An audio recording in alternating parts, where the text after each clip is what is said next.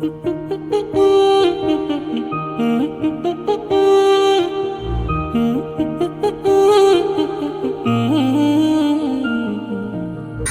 World environment day ആയതുകൊണ്ട് നമുക്ക് കുറച്ച് റെഡ് ലേഡി പപ്പായ തൈ നമുക്ക് നടാം, കുറച്ച് മുളക് നടാം, വീട്ടിലേക്ക് ആവശ്യമുള്ള പച്ചമുളകിന്റെ സ്റ്റൂപ്പ് തീർന്നു.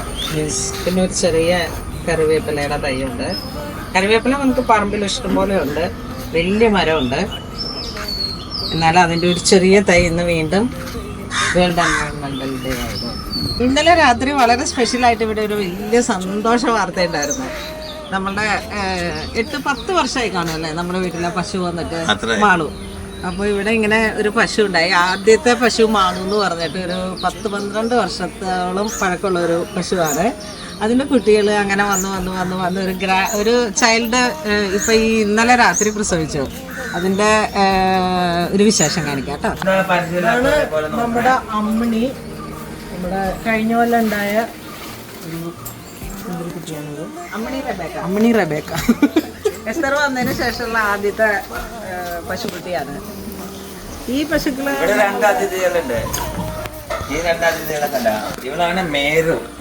നമ്മുടെ ഓച്ചിറ ടെമ്പിളിലൊക്കെ പൂജയ്ക്ക് പാലെടുക്കുന്ന സൈസ് വെറൈറ്റി മേരു ആണ് ഇതിന്റെ പേര്, മേരു. ഇവൻ Kangayam breed, Kangayam. Hi, happy അല്ലേ? ഭക്ഷണമൊക്കെ കിട്ടിയത് നിങ്ങൾക്ക് രാവിലെ? അതും കൂടെ കഴിയട്ടോ. ആനിക്കുട്ടി, നിനക്ക് ആനിക്കുട്ടിന്ന് പേര് വെച്ചു. ഇന്നലെ രാത്രിയാണ് ഇവിടെ ഉണ്ടായത്. 12 മണിക്ക് ശേഷം, കറക്റ്റ് ടൈം 12 മണിയായിരുന്നു. കുറച്ച് കൗതുകം തോന്നിയത് കൊണ്ട് എസ്തർ ഇത് കാണാൻ വേണ്ടി ആദ്യമായിട്ട് അവിടെ വന്ന് നിന്നു രാത്രി. മരുന്നത് എസ്തർ കൂടെ ഉണ്ടായിരുന്നു. എങ്ങനെയുണ്ടായ എക്സ്പീരിയൻസ്? Different experience.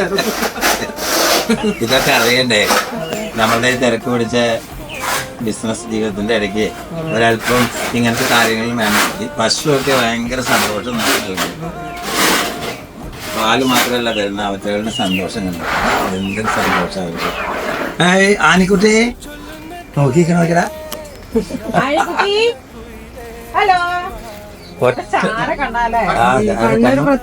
പിന്നെ ഒറ്റ കളർ. ജയിച്ചേട്ടൻ പറഞ്ഞു ആടിന്റെ പോലത്തെ കണ്ണാന്ന്.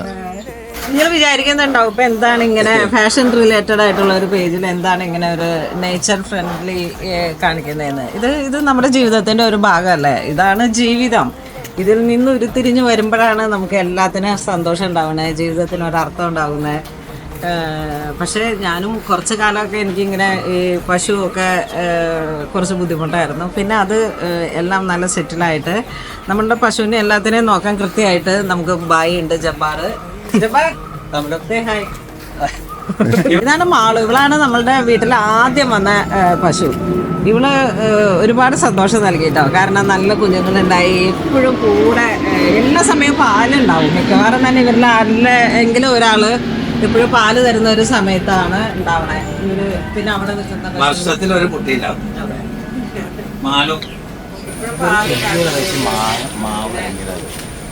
തായ്ലൻഡ് വെറൈറ്റി ഒരു പുതിയ പിങ്ക്. പിന്നെ ഇത് റെഡ് മാങ്ങ ഉണ്ടാവുന്ന മാവ്, റെഡ് കളർ മാങ്ങ ഉണ്ടാവുന്നത് കൗതുകം തോന്നിട്ടാണ് വാങ്ങി വെച്ചു. ഇലകളൊക്കെ റെഡാണ്. ഇത് കണ്ണിമാങ്ങ ആയി കഴിഞ്ഞു അല്ല. ഓക്കെ,